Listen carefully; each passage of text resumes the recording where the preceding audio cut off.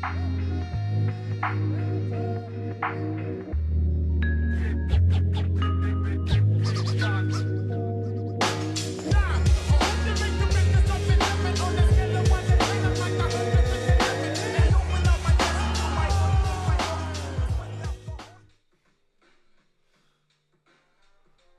we are back. Feels good to be back. Welcome back to another episode of Combat and Kick It. 1 week off is way too long for me. I can't believe I didn't give a good enough episode this past week, but I'm coming through with something fresh. UFC 309 is this weekend. It is a huge fight, huge matchup that, in a weird way, nobody asked for, nobody cares to really see, but it's massive. In terms of what this fight is supposed to determine, it's huge. It's huge. So, big fight to break down. Another little fight to talk about this past weekend. Carlos Prates got a beautiful KO over Neil Magny. So we got some stuff to talk about. Let's get right into it. Let's go. So like I said, welcome back to another episode of Combat and Kick It. You already know, it's your host, Bando. I'm going to start this off by giving a shout out to Carlos Prates, because man, another beautiful performance by this guy. He is really living up to his hype.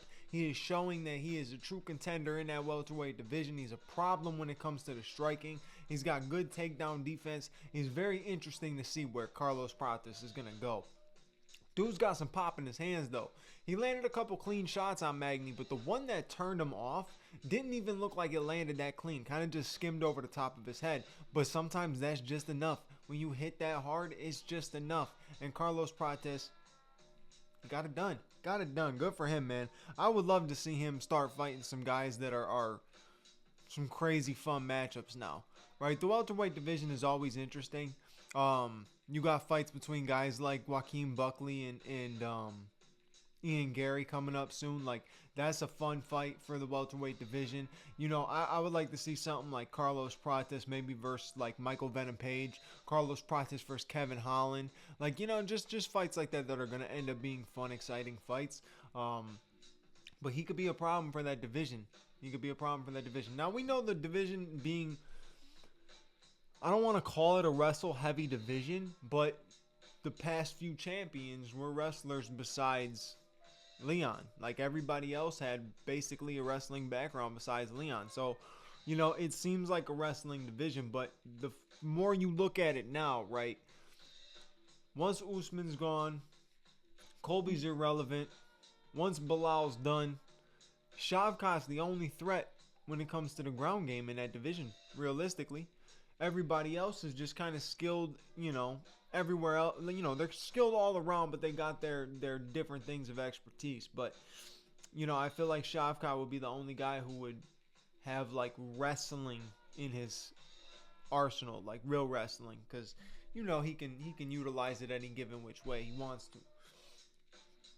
But if we're looking into a strikers division going to the future, like if this is what it's going to be, the welterweight division gonna have problems with Carlos Prates. I'm telling you, if it's gonna be a strikers division, they're gonna have problems with him. He's got a chin, like I said, good takedown defense, and he can crack. It's gonna be a problem. Simple as that. But I had to give a shout out because that was a fantastic fight on his part. Not a fantastic fight overall, just a fantastic fight on his fantastic performance on his part. You know, I was watching it and I'm thinking in my head like, If Carlos Prates goes at him and kind of just gasses out in those first few rounds by throwing everything he's got, I could see Neil Magny being able to get him in 5. Nope. Prates finishing 1. The fighting nerds of Brazil are going to be something that has to be studied. I mean, it's that simple. It's that simple. Let's see. The fighting nerds, you got Mauricio Rufy, who fights this weekend. You got Carlos Prates, who just fought this past weekend. You got Jean Silva, who is an absolute freaking savage, absolute killer. And then you got Kyle Barallo, who is a problem in his division as well. It is a very, very fun little thing that these guys are bringing to the game, because for such a long time, we've been seeing the same styles of fighting. We've been seeing the same gimmicks. We've been seeing the same type of people, right? That's why Alex Pereira is such a breath of fresh air with the way he is. right? I feel like this is the next wave. The fighting nerds of Brazil. These guys are about to be the next wave of exciting fights, fun fights, and problematic fighters. I honestly think Carlos Prates and Mauricio Ruffi have potential to be future champions. Jean Silva has potential to be the type of guy to end up having like most finishes in the division or most exciting fights in the division continuously. Like I can see him putting on a lot of those, right? And then Kyle Barallo, as long as the middleweight division continues to get shaken up, all fair for him. All fair for him. He's talented as can be. He's got good stand-up. Ground game, obviously, we know is very strong.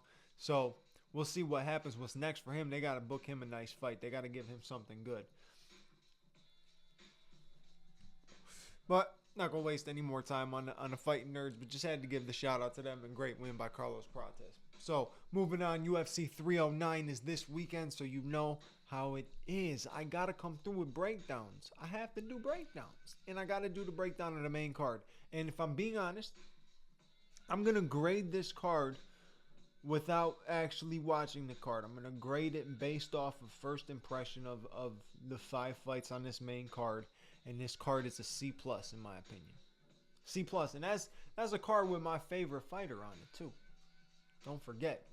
Charles do Bronx Oliveira in the co-main event. Still a C+ card. Card is not that good. Right? And that happens. That happens. You can't have a perfect great card every single time, but you got 2 big fights, and that's the main thing that makes the card is having those 2 big fights, right? So you got those 2 big fights. You got big name and Bo Nickel being on the main card up against Paul Craig, his kind of first real test, But then you got Vivian Araujo on there.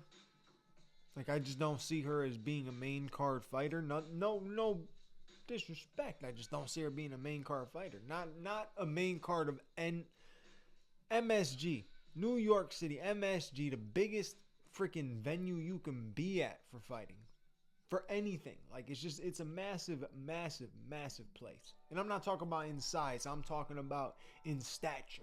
In a way that people have viewed this place. How many legendary things have happened in this place. And you give us this card for UFC 309? Little disappointing. But either way, let's get into the breakdown. So opening the card is Mauricio Ruffi against a guy I've never heard of. This guy's name is James Lontop. Never heard of him. Not even gonna lie to you. Never heard of him. And if you guys want to call me casual for that, feel free to call me casual in the comments. But who is this guy? If I'm being honest. Is he making a debut? Very possible. Let's see what he's all about. Okay, so he's 0-2 in his UFC run so far. He has lost to Chris Padilla and lost to Vyacheslav Borachev. Kind of looks like he's just one of them guys that's getting fed to the wolves to see who's a true talent and see what's up, type of thing. With watching a fighter like Mauricio Ruffi, I guarantee you're going to see stuff that is clean as can be when it comes to striking, but at the same time unorthodox, right? He's going to be throwing 1-2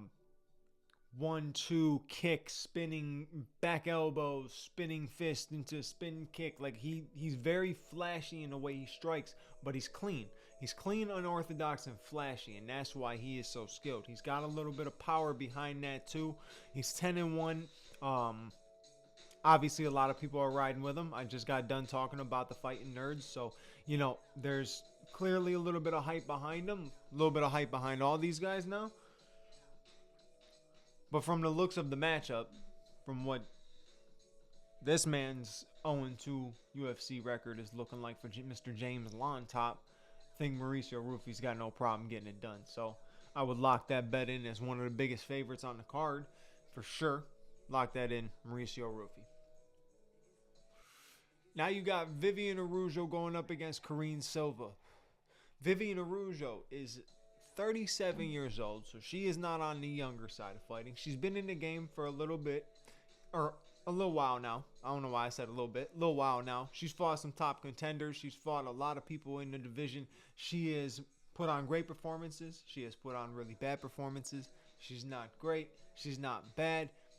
But Karine Silva looks like she is actually pretty damn good, right? Getting that submission win over Ketlin Souza, getting a win over Marina Moroz. You know, she has a lot of skill. Obviously, we know the ground game is her strength, right? But she's able to etch out these decisions and leave them one-sided, right? There's no argument to these decisions. Like, one-sided, she knows how to strike. She's got a great ground game. I think she's got no problem being able to take this fight. And I'm saying that just because I feel like Vivian Araujo is a little on the older side, man. Really think about how many fighters are fighting at 37, 38 years old. Not that many. And then if you talk about women, there's not that many women in the game right now that are fighting at 37, 38.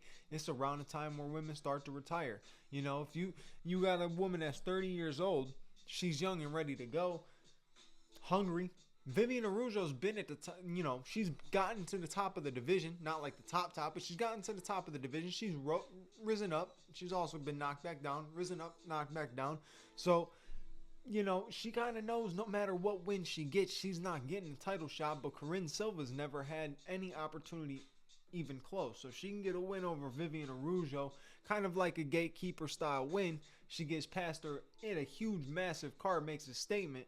You know what I mean? You're gonna send this girl up the ranks. You're gonna start promoting her more. You're gonna want to see her in better matchups, and you need that in this division. You really do. You need that in this division. You need some women that are nasty, looking for finishes, getting quick finishes. You know, looking like true threats. You know, you gotta have women in there that are looking like true threats, and I feel like that could be Karine Silva. So, who am I leaning with this weekend? Karine Silva. How? I would say by decision. I would say by decision, but if, you know, I could see like the fight going to the ground and her throwing up a lot of submissions and Vivian Araujo being able to defend from all the submissions, but it's kind of just that, you know, it's battling for the submission and defending for the submission. You know, I just think it's not going to be crazy, but I can see her getting the W by decision. So I go with Karine Silva. I hope I was saying her name right. I don't know if it's Corinne, Karen. Nah, it ain't Karen. It's definitely not Karen. Moving on, we got Bo Nickel up against Paul Craig. First matchup for Bo Nickel that is kind of meant to be a test. Paul Craig can be a test for a lot of people. I mean, we're talking about a guy who broke Jamal Hill's arm. Here, let's think about Paul Craig for a quick second, right? Jamal Hill was a former UFC champion, right?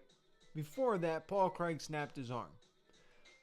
Then Paul Craig gets to losing a whole bunch of fights against nobodies. And Jamal Hill proceeds to go on and become champion. Obviously, we know the history, loses, all that kind of. I'm not going to dive deep into that, but Paul Craig beats him and he ends up having a better career, right? Jamal Hill's career kind of elevates a little bit.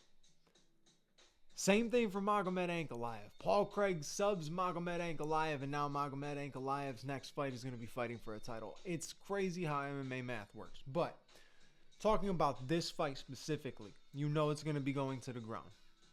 Simple as that. This fight's going to go to the ground. Paul Craig is extremely dangerous when it comes to the jiu-jitsu. I can't take nothing away from that. Cannot take nothing away from that. Yes, he's lost plenty of fights, but he's been in there with plenty of different style opponents. So he knows different threats. He's prepared for different threats. I think Bo Nickel's wrestling is absolutely incredible, but Paul Craig's jiu-jitsu is absolutely incredible. We've seen the battles between wrestling and jiu-jitsu though many times, and wrestling typically is the one that comes out on top. But the way Paul Craig throws up the submissions, if you leave any opening and he can grab something to start, as long as he can start, he will probably get the finish, right? He's just got to start. You know, if you leave an opening for him, just grab your wrist, all of a sudden you're going to end up being in an arm bar and he's breaking your arm like he did Jamal Hill. There's just different scenarios, situations where you just don't want to get caught up with Paul Craig, right? Believe it or not, I think Bo Nickel has a really good chance of keeping this fight standing and winning, right? Because of the threat of the takedown, all wrestlers have that slight advantage in their striking because they have that threat on the takedown. Bo Nickel could use that to his advantage this weekend, right? like I said, Paul Craig's biggest threat is him off his back, right? His jiu-jitsu is the biggest threat.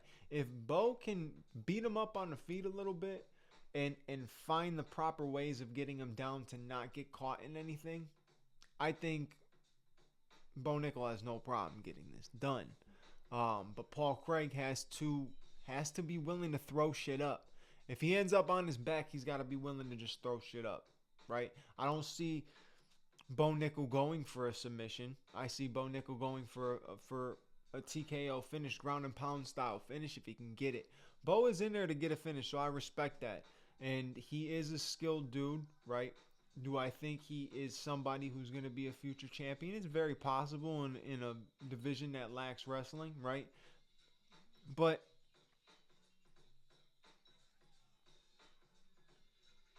is he exciting? That's the question. And that's what I want to see, right? He had a long night. Not a long night, but he had a rough night with Cody Brundage, right? Can he be exciting in this Paul Craig fight? Go in there and get a finish over Paul Craig quick, make an insane statement over a guy who has tons of finishes by submission, who we know is a huge threat off his back. Can Bo Nickal go in there and completely take him out? We'll see.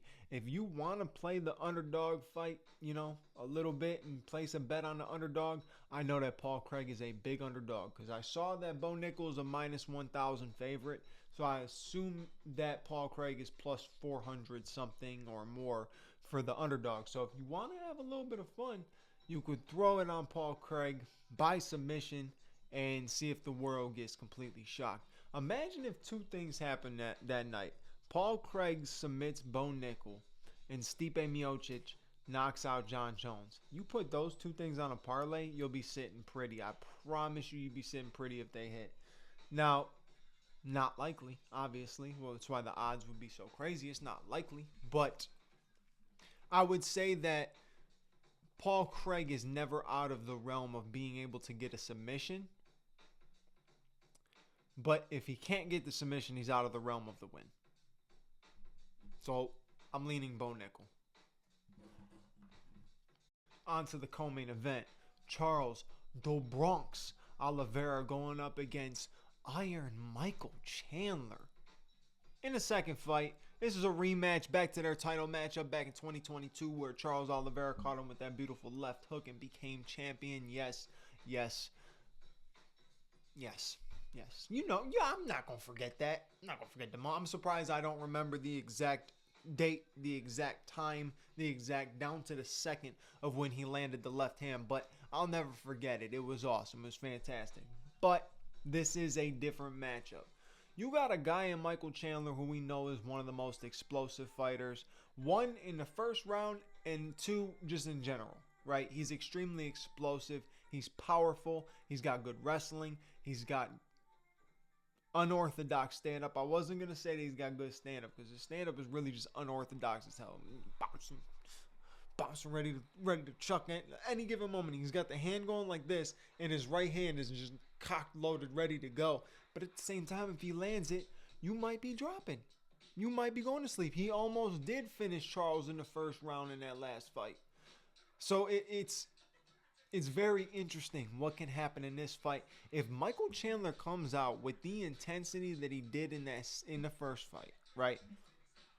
And then multiply it by 3. He's going to finish the fight in the first round. And that's me saying that. I'm a Charles fan, right? But I can see Michael Chandler getting it done. But I can also see Michael Chandler getting overzealous and getting caught in a submission. Not getting knocked out this time, getting caught in a submission, right? We know Charles is the most deadly jiu-jitsu artist in the UFC. You want to argue that? Bring it on. Most submissions in UFC history.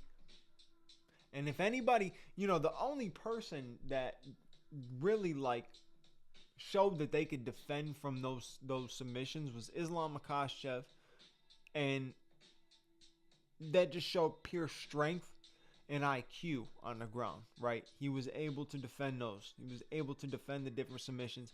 And Michael Chandler did decent in the last thing, but if you notice, Michael Chandler flew to his back when Oliveira was on his back. He flew to his back for the drop. You're not supposed to do that. That's usually super frowned upon.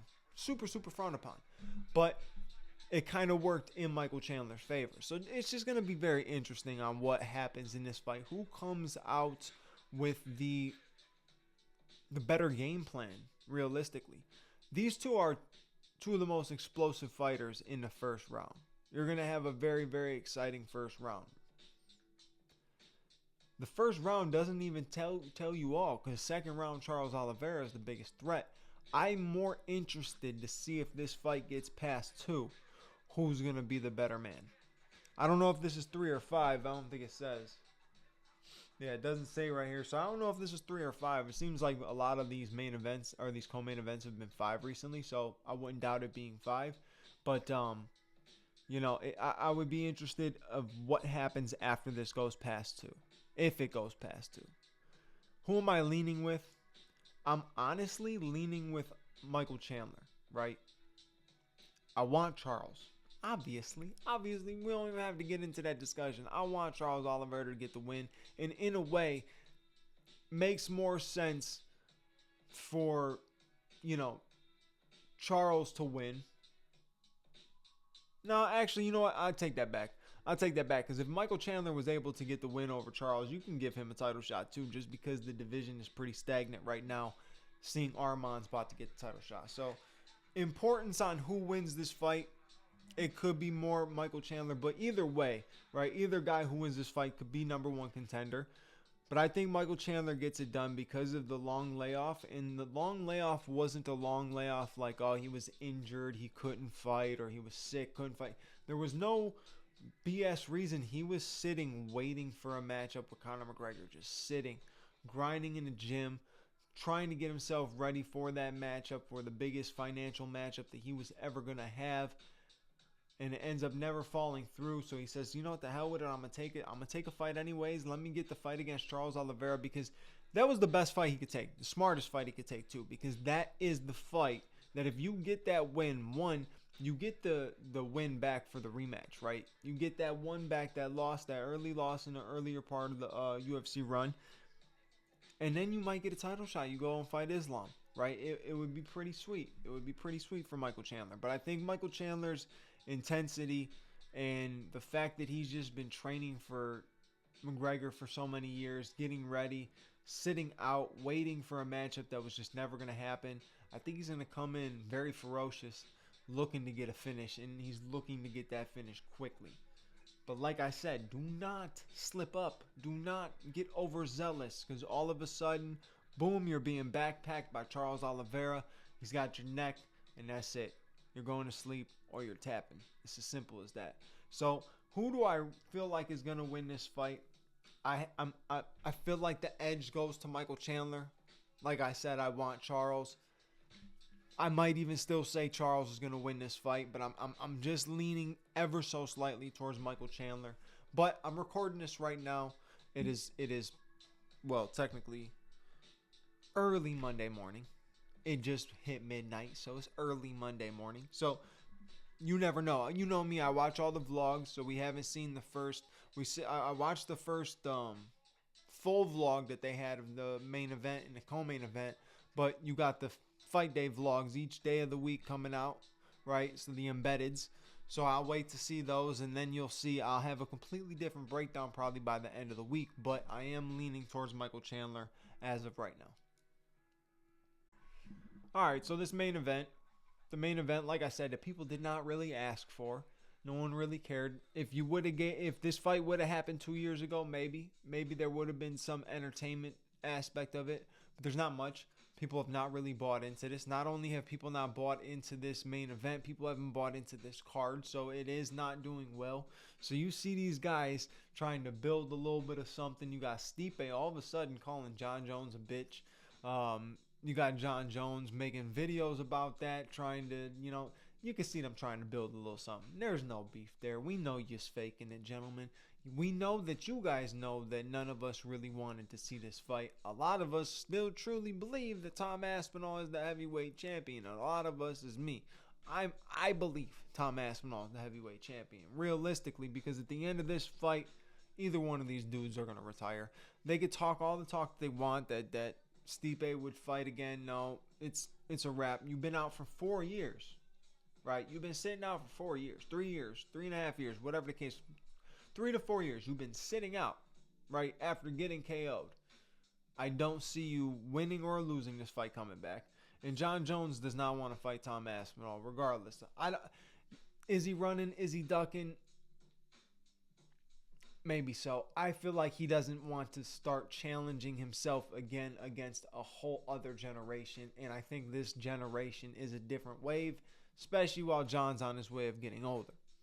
But this matchup is interesting, right? You got Jon Jones, long, got good kicks, fancy elbows, spinning elbows, good sweeps, good trips, different takedowns and stuff like that. We know Jon. We've seen Jon, and Jon is arguably the greatest fighter of all time.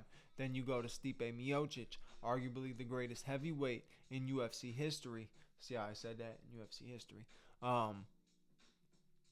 He is one of the most powerful punchers that we've seen in the heavyweight division. He's one of the cleanest punchers we've seen in the heavyweight division. His boxing is good. He knows how to make the adjustments. He's hard to take down, and he's hard to keep down if you do get him down. Stipe Miocic is a very talented dude, and I tend to not give him a lot of credit, right? Because I'm a big DC fan, and you would think me being from Cleveland, I'd be a big Stipe fan, but I'm a big DC fan, so I tend to not give him the credit, but he does deserve the credit. He's extremely skilled, and I think the more we see him get wins over guys like DC, you know what I'm saying, performances like that, him going out there and getting finishes against Junior Dos Santos in that second fight, you know, those fights really, really started to cement the legacy for him, because you're making these statements of really, really being that good, right? You go and beat Verdum in his home country, then you defend against, I don't know if his first defense was Overeem or if it was JDS, but you defend against Overeem and JDS. Then you defend against Francis Ngannou, who was supposed to be the guy to take your chin off, supposed to put you to sleep. You defended against him. Then you moved on. You lost it to DC. Came back to defend it against DC. Or win it back against DC. And then defended against DC. And then you ended up losing to Francis. He's fought a lot of tough fights, right? So I do got to give Stipe Miocic his props. And the craziest thing about it is, when it comes down to my prediction, who's got the better boxing? Who's got the better stand-up? We're all going to lean Jon Jones. Who's got the better takedowns? Who's got the better wrestling? We're all going to lean Jon Jones, right? Who's going to be better after the layoff? We're probably all going to lean Jon Jones, right? I think Jon's kicks can pose a huge threat. I don't think Jon's going to be able to utilize the reach like he has in the past against guys. I think we're about to see very similar things to how he reacts to punches against guys like Dominic Reyes and Alexander Gustafsson, guys that are the same size as him. The difference is Stipe is not a super pressure explosive fighter. He's just somebody that can crack you if he catches you at the right time, right? He hits that hard. I think it could be a good night for Stipe. Believe it or not, I really do think it. I think a lot of people are sleeping on Stipe. He's coming in as a massive underdog. I think people are riding this Jon Jones heavyweight run a little too hyped. Look, I won't argue much of what Jon Jones did in the light heavyweight division. The things I will argue were the steroids, the juice in him not being clean for a lot of the fights that he fought, right? But this heavyweight fight against Cyril Gane is the most overhyped performance, in my opinion, of his entire career. Yeah. There's my unbiased opinion. That is the most overhyped Jon Jones performance of his entire career. He looked like shit in the stand-up. Okay, let's be honest. Throwing them strikes, he looked like shit in the stand-up. Got the takedown on a guy who has no takedown defense. Brandon Royval has a better chance of stuffing that takedown than fucking Cyril Gane. Cyril Gane's got no takedown defense. A broken-legged Francis Ngannou took him down. So, Jon gets him down. barely even gets him in a full-on submission, just kind of gets him in an awkward guillotine and gets his neck, and Searle taps quicker than anything I've ever seen in my life. Overhyped performance.